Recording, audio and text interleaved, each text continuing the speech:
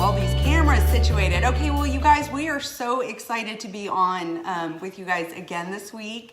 And just like we said when we shared this, we wanted to do something a little different. I mean, we spent the last few weeks really kind of digging in and understanding like our mind and how our mind controls our brain and how we can really capitalize on that and understanding how to use that to our advantage to have a breakthrough year. We talked about how to not be a victim of our thought life and really learning how to capture those thoughts. And that's just an ongoing process that we'll continue to always talk about. And last week we went into the power of letting go and forgiving others and ourselves and what the freedom that brings us. And so this week, as we were preparing our topic, we thought this is the perfect chance to jump on here and do a live Q&A session with all of y'all and see what kind of topics or questions you guys have for us about anything we've talked about or anything we haven't yet talked about. Discussed yet. So I see some people hopping on. Hi, you guys. Oh, look at Miss Burgess over there. And Noelle. So glad you guys are Tony joining. over here. Yes. All right. So we are ready to get started. I'm just going to... I was just reading. Oh, you're reading the comments and stuff. So, so let's get started. Let's talk. So I don't know, maybe since, did you get any questions on your page or anything from anybody? Well, we had the same questions that we answered about forgiveness. Like people just wondering if they have to deal with someone after they chose to forgive them. We did have one question where the lady was saying if she forgives, she feels like she forgave, but when the person comes around, those feelings come back. So is she truly forgiven, or is she still holding on to what has happened? And like I told her, you don't forget. It doesn't go anywhere, but you just continue to have a forgiving heart.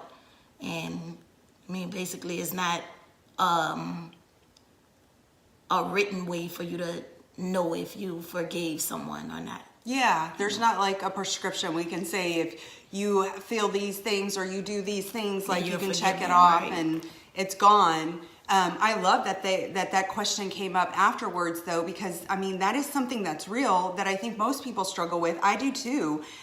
Even this past weekend, I was in church and something that I thought I had completely forgiven and learned to like get past, it still rubbed me wrong, and I had to.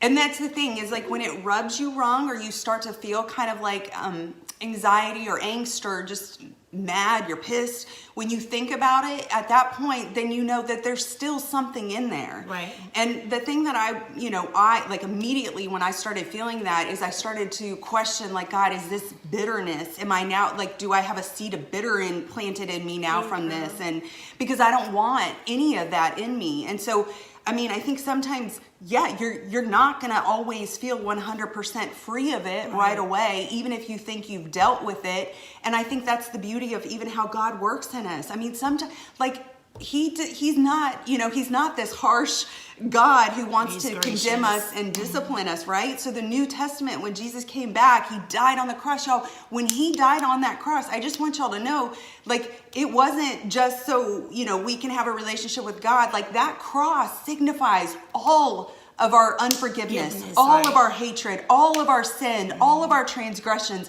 every past failure, everything we've ever done. That was what's on that cross. That's what the cross signifies. And I mean, I think, like, I want to point that out because I've heard that before, but it wasn't until this past Sunday in church that I felt what that meant. And so I just really want to impart that on all of y'all is that, it's all nailed at the cross. And so when we have those times, hey, Nicole, hey, you guys, when we have those times where we feel like we've maybe forgiven, but somehow it's still there. Mm-hmm. But those things are there too, as well, Christy, just as a reminder. Yeah. You can't forget certain things, and then it's also used, I said earlier in my Monday mornings with some of those things are used for later testimonies. Yes. Some of those things are used later to help someone else get through it. Who might be struggling with forgiveness is used to help them with their process of forgiving. And if we forget it, how would it be helpful to us? How can we continue to move forward if we forget it. So I think that it kind of sticks with us just as a reminder of, okay, I went through that. I was big enough to let it go and move on. Yeah, and what I was also going to say about how, like, the beauty of how God works is, like, when we come to him and we say, okay, I have this unforgiveness in my heart, or I have these thoughts that I can't control, like, help me, God. Like, he is going to help us. But the awesome thing about the way he does it is he doesn't just unpeel everything and just say, here, go work on it. He does it a little at a time. Isn't that Piece so by piece. beautiful? Yeah. Like, so he'll allow us to work through something like unforgiveness, and we'll feel like we're at this point where we've resolved it and we're free of it.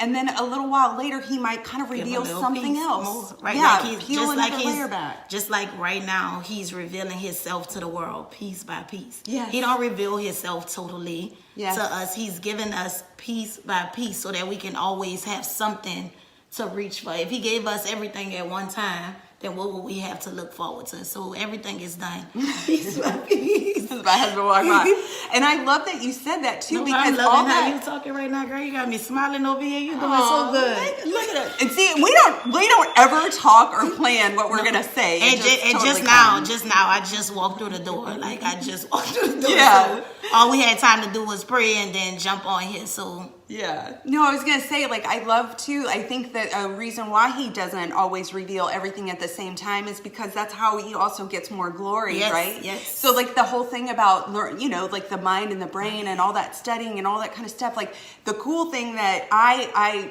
absolutely love is science is now catching up with God. But really, it's not that science is just catching up with it. It's God finally said, okay, wait, as soon as you, world, think that you have everything figured out, I'm going to show you a little bit more. I'm going to give you a little more. Exactly. And so that's why I loved, like, in the 80s, now all of a sudden we have this advent of technology that was able to get in and really start scanning and understanding the brain and seeing the difference between the brain and the mind and how the two work. And now we're at this place where we understand, okay, the scriptures say God gave us a mind that can be renewed every day. He gave us a Christ-like mind. We now understand it from a science perspective. So anyways, I just wanted to share. I think he also does that to, bring more glory to his name. So, If anybody have any questions, that's what we're truly on here for today, just to answer some questions. Yes. Just to work through things Yeah. you guys are going through. Anything. I can also share, maybe we can also talk about, like, maybe how we met. I thought about that. I was like, I wonder if the people would like to know how we met and how the power of connections are real. Yeah. Like, I mean, that could be a whole nother segment, but I mean, it is what it is. If we don't have no questions, we could shoot some time away. Yeah, just, because we don't really want to be on here that long anyway, but all the days, we have to remember, we need y'all to let us know which day and which time works best for y'all, where y'all want us to get on here and speak, because it's going to happen. We're going live. If anybody is on, if you're not, we are. So we're still going. So Cheryl is saying, let's talk a little bit about forgiveness in marriage, which is real big and which is real crazy, because we are going through it right now. I haven't always been this way, but in my current walk, in the way that I'm walking, I'm choosing to work on me. I'm choosing to work on me, not focus on the things that my spouse is doing, but truly focusing on me. And I feel like as I work on me, God is working on him. Yeah. So when it comes down to forgiving, God forgives us daily. God forgives us time after time after time. How many times do we do things that we're not supposed to be doing, and God is gracious enough to forgive us? This is our helpmate. This is our other half who God has joined together with us. So it should be easy to forgive our spouse. It should be easy to, and just think about it. People in the street, they can do you something, and it's so easy for you to be like, oh, okay, they did that, they said they're sorry, and let's move on. Or even if they don't apologize, it's easier to move on. I think we're harder on the ones closest to us. We're harder on the ones that love us most, the ones that we love the most. But it should be easy we need to begin to make it easy for us to forgive our spouses. Because again, that's who God has given to us. He forgives us. So what makes us that much where we can't forgive our spouse? You know, marriage is a work in progress. Marriage is hard. It's not something that's easy. And forgiveness should be one of the big parts of making that relationship work. Yeah, I know there's another question that came up. I'll let you look at that, but I just want to say I absolutely love that the question of how do you find forgiveness when it's in your marriage, or how do you work past it? I love that came up, because that is something for us as women. I really want to address first the women. I feel like sometimes when we have gone through things in our marriage, our own personal marriage, and we seek counsel from the world, right? So we seek counsel from family or from friends. We're seeking counsel in the wrong place. Yes, when it comes to your marriage, yes, the only place we should be seeking counsel is up, yes, and on our knees, yes, and up. Because the world is going to give you something what you don't need to hear. Yes. And you guys, I can tell, my husband and I have been, together for almost 19 years now. We've been married for 18 years now. And I can tell you that we have been through what will destroy most marriages. Yes. And we have been through almost anything that you can probably think of that can destroy a marriage. My husband and I have been through. I have learned that I have to be careful on who I share things with and who I seek wisdom from. Yes. Because, and it's out of good intention, right? So out of a good intention, your family and friends, and maybe even you, because I know I used to do it in the past, but like lovingly want to tell somebody like, no, don't stand for that. Walk away. Yeah. You shouldn't be treated like that. How dare somebody do that? And I mean, there is nothing more that boils my blood than to see smash all over social media women bashing other women who choose to stay with their husband after their husband has betrayed them. Right. That is not for anybody else to judge. Right. To judge or to put in your thought or your head a belief on you can persevere through anything. And that's what God comes into play. Yes. That's where being around other strong married couples come into play, because we are weak in a sense. Our flesh is weak.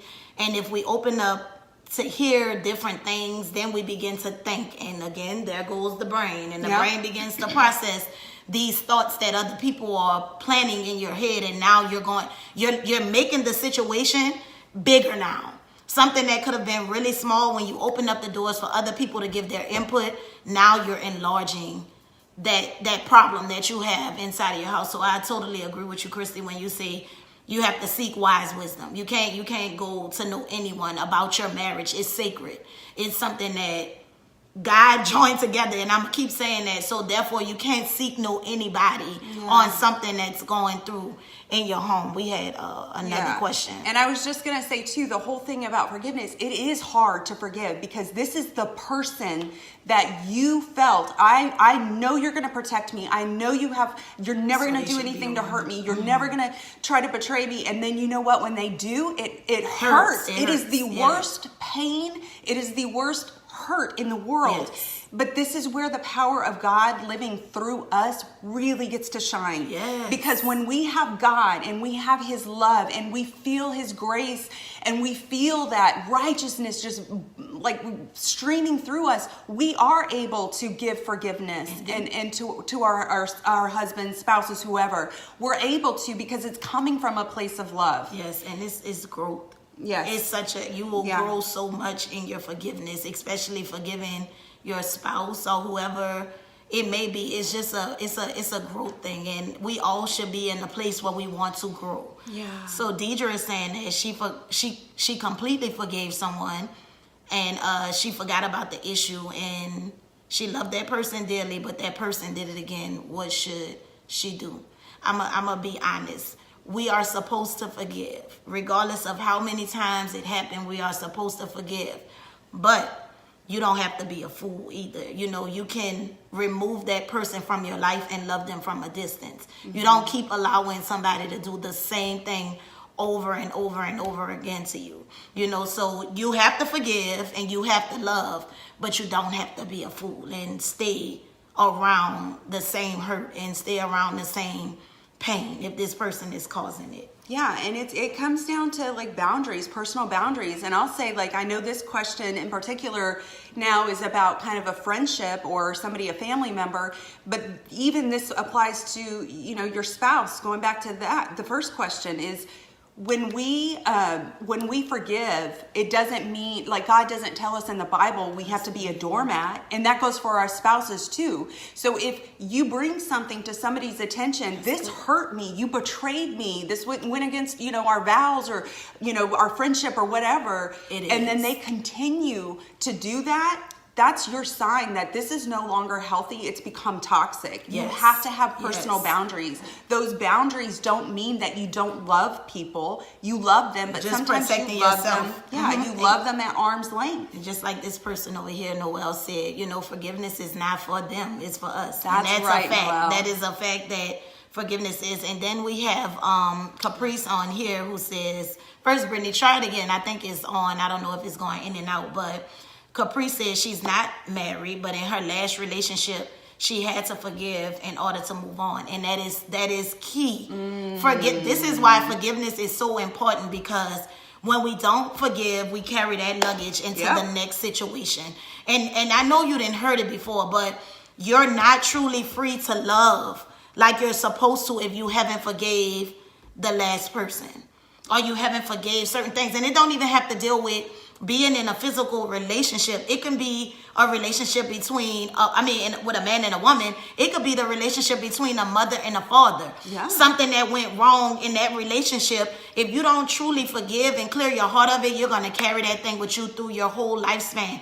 And that's where stumbling blocks come in between your growth with other people. And that's what stops you. And we, right now where we're at, and at the age that we are getting older. So we don't have time to allow stumbling blocks from when we were kids, or this past relationship where people have hurt us or done wrong to us. We can't move on and we can't enjoy ourselves. We're neglecting ourselves. We're better, like we're like holding ourselves back from things that we should be enjoying. Yeah. You're supposed to be enjoying life every day. We're supposed to be living abundantly. So if we're holding on to baggage and fear and lies and trauma that happened years ago, we're not free.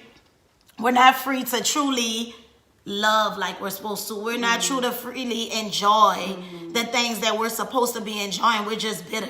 Yeah, we're just bitter, and nobody gains nothing out of being bitter. So yeah, I think like it really reminds me of what we talked about last week. It's like you when you have this unforgiveness, it's almost like you're carrying around this sack, and it weighs you down. Even if you don't realize you're no longer holding it, right? Because you can hold a baby, and after a while, you just kind of go numb, and then you forget you're holding the baby, right? And so that's the same thing. We can forget that we're holding on all this, but all that is doing is preventing us to move forward in that next relationship and to move forward in how we're growing in life. We can't be holding that stuff.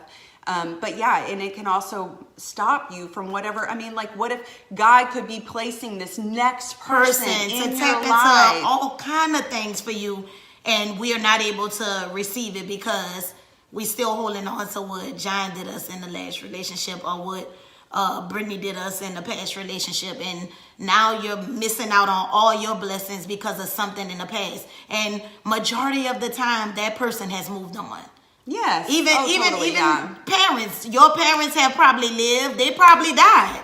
But they've moved on, and you're still stuck in that same place. And you don't deserve to be stuck there. So that's why last week we talked about the process of beginning to clear the mind, begin to clear that headspace, and begin to forgive. Because once we begin to walk into forgiveness, we'll be able to love freely. And once we're able to love freely, we can enjoy whatever it is that God has for us to enjoy, you know. So we have to begin to walk in forgiveness. We have to begin to clear our mind space, you know, and be open. Yeah. Be open. Like we was talking about earlier, how we was going to talk about how we met each other, and that was because we were open.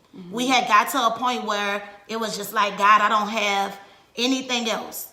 I don't have anything else. What else do you have for me to do? So I was just willing, we were just willing to step out on faith. We have another question. So it says, my daughter-in-law made me so angry. It made me feel as if I never forgave her. I know I did because my heart is different even now. And I truly believe it's because I never understood being forgiving until I was put in a position to do so. She changed me and deceived me again. It happens. That hurts. It That happens. hurts. That hurts, especially because it's a child. And I know it's got to even make it harder that it's an in-law. Like, I get it. I get it. I feel your pain. I may start crying because it resonates very deep with me, very close with me. I know it's hard. The only thing I can tell you is this is I think we talked about this a few weeks ago. You will find so much freedom in this. I pray you do, because it has given me freedom.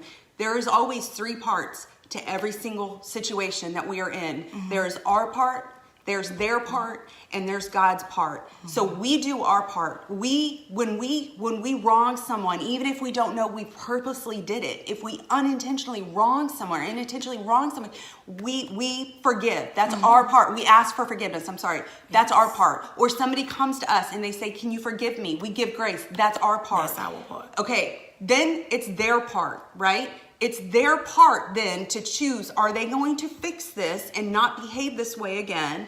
Or are they going to, keep moving forward in the right direction or whatever? That is on them. And that has nothing to do with you. Whatever they choose has nothing to do with you. And you can't control it. Can't. And this is where the true freedom comes in, is because then the amazing part is there's God's part.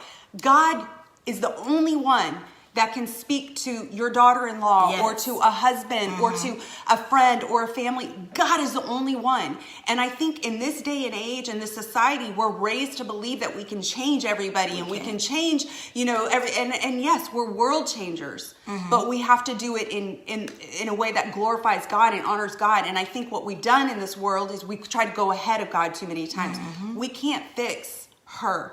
The only thing we can do is we pray for her, and we pray for God to break her heart. That's what I've been doing for somebody that I love and I'm struggling with forgiving and all that kind of stuff. Asking God, please break her heart so she can hear you, Lord.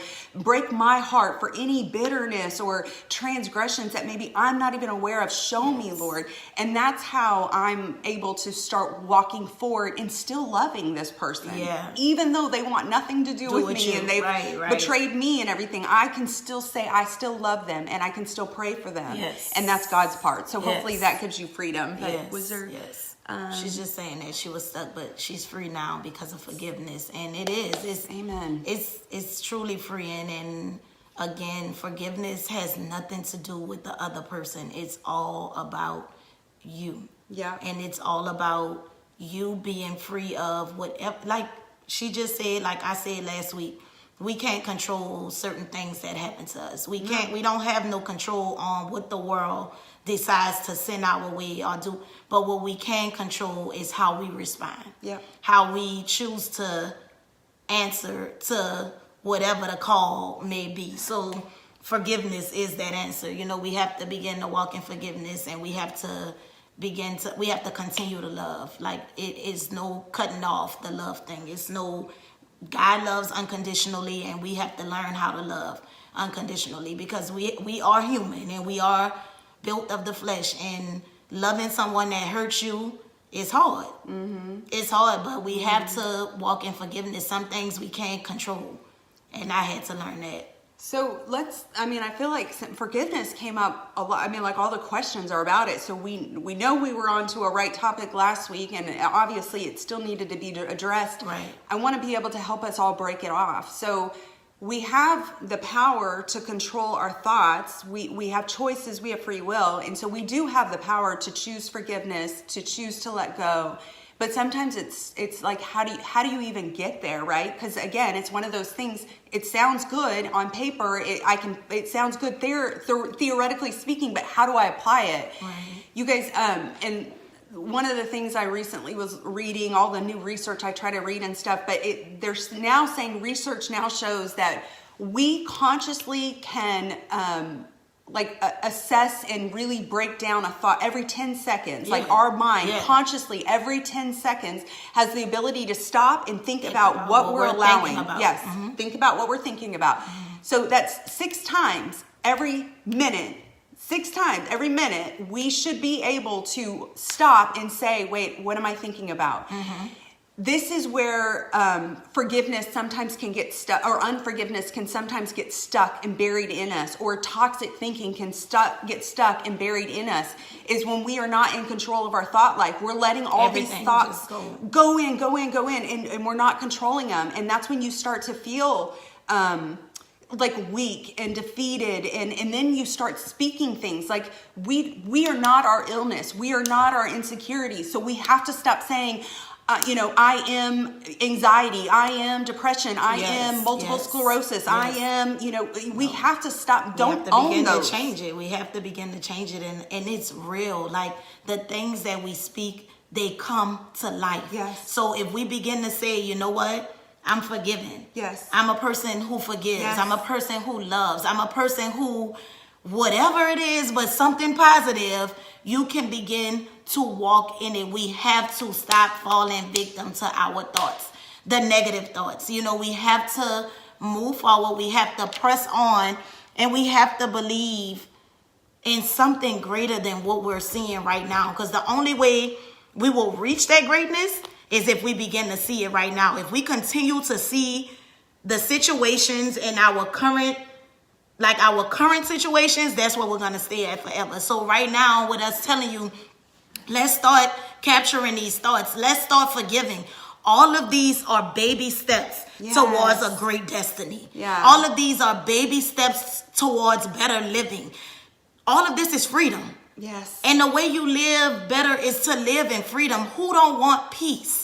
And God gives us a peace that surpasses all understanding, something that we won't even understand, but you deserve that peace. So in deserving that peace, why let someone else take that control by not forgiving them, by you being bitter every time you see them, you either mean mugging them or you don't want to speak? That does nothing for you. That does nothing for you. So right now, begin to live for you. I'm living for me, and I don't have time to hold on to something someone has done to wrong me, because I couldn't control it. But what I can control is the fact that I'm trying to go further in life. I'm trying to go forward in life. So now I'm going to control how I respond to the actions of someone else. I can't control their actions. I can't control their thoughts. Yeah. But I can control mine. Yeah. And once I begin to think differently, then when I begin to think differently, then my actions will begin to change, and they'll begin to show the way I'm thinking. And that's something that's really true. And I just read that a person can tell the way you think by the way you act. They can tell your thoughts by the way you act. So you have to begin to change your thought process. It's time to begin to think greater, think bigger. Yeah, and I want to speak to the people, because I too am like Nikisha, where I feel like I don't have time for that anymore, because I'm called, and I've got a purpose, and I'm running, and I'm going for it, and I don't have time to get tied down into the enemy's little lies and traps anymore. I'm done. I'm past that. I'm not free of it completely. None of us ever are, but I'm done. I'm past that. But I want to speak to the people who don't yet believe that they have a calling in their lives. Yes. I want to speak to the people right now who don't believe they have a purpose or something better to run after, and so it's okay to let that stay down, because I promise you're going to stay on these lives, and we're going to speak it into you. We're going to make you believe it. Yes, soon. I promise you, if you're on these lives, we're going to speak some life into you, because it's real. But in the meantime, I want to give you something else to think about then, okay? If you can't let your mind go around that yet, then think about this. Our thoughts control our physical being. Yes. You guys, how many times have you ever been ridden with fear or anxiety, but you don't really understand? Is it fear? Is it, you don't know, but all of a sudden you just feel exhausted. You feel like drained. You feel like you've come down with a flu or something. Like you're going to the doctor. They're like, no, you're not testing positive for strep, flu. And you're like, but something is wrong. that's because our thoughts, right? We talked about this a few weeks ago. They create matter and substance. It's creating protein, those mushroom caps, right? Mm-hmm. And so if we have a bunch of those toxic mushroom caps, that's affecting the cells in our body. It's destroying the cells in our bodies. So when I've been in this place so many times. So when people come to me and they're like, I'm just drained, I'm exhausted, I can't sleep, but I'm so tired. I'm just like, like all these thoughts are going, I just don't know where it's coming from. That is my sign. I'm like, that's your thought life. We are not in control of our thought life, it affects every cell in our body. So that is why we're telling y'all it is so important. So you have to control these thoughts. And again, if you're not in the place yet where you believe that this is for you and that you are called for something else, I want you to at least understand that you can control the thoughts. The thoughts, right. Get yourself in a habit. Even like when we hop off the live, I want to say this real quick. When we hop off the live, set a timer for 60 seconds and go through the process and see how many thoughts you can capture. And in that 60 seconds, write down every single thought you have. Yes. I'm fat. I'm ugly. No one likes me. I'm whatever it may be. Yeah, it can even be the good stuff. I'm called. Yes. I know I've got a purpose. Write it all down. I want you to look at what thoughts you had. With that purpose thing, everybody has to understand we are not here by mistake. Everyone is called. We have a purpose and we are here on purpose. So even then, I see someone said, Deidre said, how do they come in contact with what their calling is? Trust me, you know it. You know it. It's just the fact that life has happened, fear has set in, and you lost it somewhere. So what you have to begin to do is you have to begin to fall on your knees and pray to God. God, bring back to me what my calling is. Let me know what it is I'm supposed to be doing. And something I really want to put out there, age is truly nothing but a number. God told Sarah at 90 that she was going to give birth. That was something he gave to her. She knew that she was supposed to have a kid. But through life, because it never happened, she tried to start going her own way. She tried to start going her own way about it because God can't come through with what he said he had for me because I'm too old. And at 90 years old, she gave birth. You see what I'm saying? So you have to understand that you don't. Your age is not, puts no limit on anything. So you still can walk in your calling. At the age that you are, young or old, you still can walk in your calling. So just go to God and ask him, God, what is it that you would have for me to do? And I promise you with an open heart, he will answer daily. We struggle on, God, what is it that you have called me to do? And I promise y'all, he answers us so clear. Yeah. So clear that sometimes we're like, this is scary. This is creepy. But weird. He's making sure we don't misunderstand it. He's making sure that, look, I'm slapping you over your head with it. This is what it is. Now begin to walk in it. So when he gives it to you, then you begin to walk in it. Don't be afraid to put action to it. And that's what we are kind of here for. We're here because we want to help women get their voice. We want to help women begin to walk in whatever it is that you feel like you're called to walk in, but you might be afraid of it. Yeah. Or you might not even understand, how am I supposed to get to that point? Like I said in the beginning, I think our first live, we begin to think about the resources, the money. Oh, we not business minded. Or, oh, I'm not able to do that because I don't have the education. You're able to do anything you put your mind to. And this is not no foolery. This is not nothing to tickle your fanny. Like I say all the time, this is what it is. Whatever you put your mind to, you can do it. And I am living proof of it. She's living proof of it. You can walk in whatever you want to walk in. Money can't stop you. Education can't stop you. Long as you have God on your side, you can do whatever it is you put your mind to. And I'm going to just leave it at that because I could go hard all day. Yes, she was preaching. She was letting it go. And I'm going to say, too, like over here on the page where Joe said, no way, he told me that, haha. Yeah, that's how you feel, right? So you feel like you're in a moment alone with God and you're talking about, like, God, show me my calling, show me my purpose. And all of a sudden you get this freaking huge thing that just drops in your head. And you're like, there's no way. And so you question it. And instead of figuring out, okay, God, I'm trusting that you're going to open doors and you're going to guide my path, and I'm just going to go because you gave this to me, we doubt it. And Yes. we do things like that where we say, there's no way. Right. There's no way that can And from this him. right here is good. Where you say, what happens when you don't move?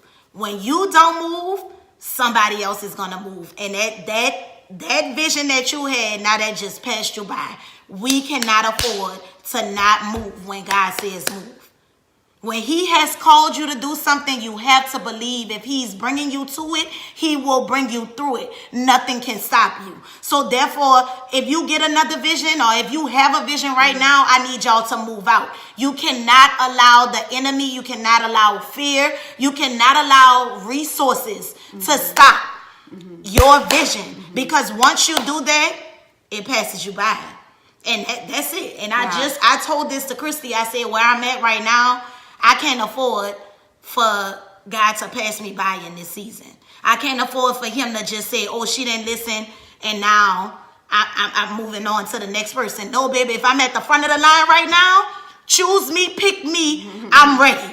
I'm not trying to be moved to the back of the line, because who's to say how many more people are behind me? So we have to move out. When God gives us something, he's going to make the provision. He's going to make sure it happens for you. You have to remember, he's giving it to you. When we come across a vision or we have a dream, that's not made up by you. That's not something that just dropped. It was because you're able to get it done. He gave it to you because you're able to get it done. And all you have to do is see yourself doing it, and I promise you, you'll walk in that thing so fast. Yep. Yeah, and even over here, if you resist, he will make you move. Yeah, I can think of several times in my life where I hesitated. I heard him, I questioned it, I doubted it, I tested it. Yes, this was yes, really you. yes. And then he's made that me was move. that was so real what you just said, because this morning in our devotion, and I prayed, and I was just like, God, forgive me. Forgive me for the times that I ran from what you had for me. Forgive me for the times that I didn't answer to your call. I'm sorry. And now I find myself in a position where I'm like, God, I pray that you can begin to build those same gifts up in me that I tried to run from. Yeah. You know, but right now, where you have me at right now, I promise you I'm not missing this time right here. I'm not missing this mark. I'm stepping out on whatever you call me to step out on. A lot of people might be like, Nikisha, you doing so much right now. I'm doing so much with so little, but guess what? I'm doing it with a lot because I'm doing it with God. That's right. I love that. Okay. Love that. Thank you. That was Thank good you. right there. This is real. This is what's happening right now, and that's why I keep trying to put it out there. God has shown me 2019 is a good year. Yeah. All we have to do is choose to walk in it. Yeah. All we have to do is to choose to embrace everything that he sends our way. And it's not just blessings, it's trials, it's tribulations. We have to begin to embrace these things because they're strengthening us, they're building us, they're building us, and they're preparing us for what he has for us. So we can't begin to rebuke all of the things that's coming our way. Some of those things, we have to embrace them. Yeah, some of those to, things, we have to be like, okay, I'm facing you head on and I'm ready for war. Because all it is building us up. It's preparing us for the place he's having us to go. Yeah. And baby, I'm ready to be prepared, and I'm ready for that place. So I'm like, come with it, Jesus. Whatever you got, I'm with it. I want to say, though, because I want to be sensitive to the way that question was asked. And I want to be sensitive to it because for me, I struggled for so long, like struggling to try to understand what is my calling? What is my purpose? Mm-hmm. Like I was really good as a corporate manager in the man's world. But was that my calling purpose? I was really good with, my other thing, but was that my calling purpose? And so I'm sensitive to that. I understand that feeling of, I don't know, it almost can start to feeling where you're anxious. Like what if my life is going by and I never figure out what my calling or purpose is? So I want to encourage you to say, it's okay if you don't know yet, right. But God will show you. We will do another live and we will give you actual application on how you can sit with God and really get to it. Because I've created my own little process of what I did, and it really starts to unravel and share a picture, and it reveals to you immediately, like, oh, this is what I'm supposed to be doing. So we'll do another live and share that. So and I that's wanted just to, like, we're gonna answer this last one and then we'll get off. Yeah. But she was saying, what if I went for what I thought was for, but it really wasn't? So that again is where God comes into play. Has to. We have to seek him first. We have to seek him before we can do anything else. And even with me, like stepping out on things, and me and Christy stepping out on this live, I'm like, look, God said go, we need to go. She was like, I'm not sure about this. You know, I want to do this and I want to do that. And I'm like, look, we can't let this moment pass us by. We can't even worry about who jumps on these lives with us, because right now we're just doing what God has called us to do. And right now we're speaking life into whoever might be listening. So sometimes we move and it wasn't a move from God. We moving on our own. Yeah. And so sometimes God will, put us on a path. I want to go back to that question because I feel like, what if you went for okay, so sometimes God, where we feel like we've clearly heard God and this was a door or an opportunity we were supposed to walk through or take advantage of, and we did, and guess what? We failed. We fell on our face. The door was slammed in front of us, and we're like sitting there, God, how did you bring me to this? Well, I heard you clearly. How did you bring me to this and allow me to be in this situation now? And you guys, sometimes that's part of what... It's part of the process. Yes, it's part of the process, because if we go through nothing and it's just handed to us without trial, without error, then how are we going to be able to appreciate it? Yep. How are we going to be able to fully walk into it if it was easy? So sometimes he bring us to stuff, and he watch it fall. He watch it fall, like the pastor who started his church, and then all of a sudden it was like, oh, this church is no more. And he felt like, okay, well, God, this church not for me. And God said, no, I never said that the church wasn't for you. You just built that church in the wrong place. Yeah. You built that church in the wrong place. Now I need you to go build that church over there where you were supposed to build it at. And then once he built it over there, now you got a $3.5 million church, and you bringing in revenue like crazy because you fully heard God's voice. Yeah, but I mean, you fully heard it, because he can give you something, and we move at the wrong time. It's all God's time, and there's so much to it. And I feel like, Christy, this is gonna have to be another segment. Yeah, this is a lot. This is a lot of. Yes, but I do want to say, I don't want to just leave it at that. I want to say it's rolling. It's sometimes it's also like perseverance. Like if we part of the process of going through a door He told us to walk through, if we go through it and we fail and fall, and then to say, okay, well, it wasn't meant to be, and walk away, then you missed out. That perseverance was part of that story. So you may have walked. However, I have also stayed too long in situations where God has shut the door and has clearly told me, and I stayed too long. Yes. So there is lesson in that too. So every battle there is something, but we can't learn what we have from it or what He's trying to give us from it if we're going and operating by the world's standards. That's where we have to go back up to Him and say, okay, I heard you. I know you sent me this direction. I know you gave me this calling, and this is not how I thought it was going to happen. Am I to stay here, or are you trying to get me to move forward? Right, and like Joe said over here, it's all to learn patience too. Patience is key. So if we feel like we did something, and then all of a sudden it didn't work, and and I need to move on to the next thing and begin to press forward in that and see if that works, then we're not operating in patience. We don't have a spirit of patience.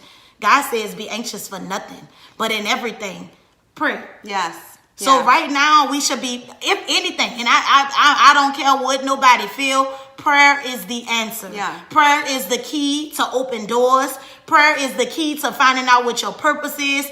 Prayer is the key to forgiveness. Prayer is the key to opening doors, opening the mind, figuring out what's going on, what trash you have. We have to begin to pray. We have to begin to fall on our face and ask God to reveal in us everything that we seeking God. Seeking God is the answer to all of this. We need to be seeking Him first, and everything else is going to fall into place. And I'm going to bring up the last thing. This is Joe. He's a coach at heart, so I'm hearing his coach antics come through. But he said, we win or learn, we never fail. Yes. And that is right. When we act, when we hear God and we act, we're never going to fail. It was either a win for us or it was a lesson that he gave us. And every lesson is a message for somebody else. Like, I'm tired of all of us, especially women, thinking that our past is somehow making us not called to who we are today. Our past is our past. That's it. That past is there because that's what grew us to who we are today. Right? And if you wouldn't have went through that, then you wouldn't even know. Yeah. So stop being ashamed of what you went through and be proud of it and use it. Say, I went through this so I can show you how to go through it too. I walked through the fire. Yes. So I'm here. Yes. I survived it. That's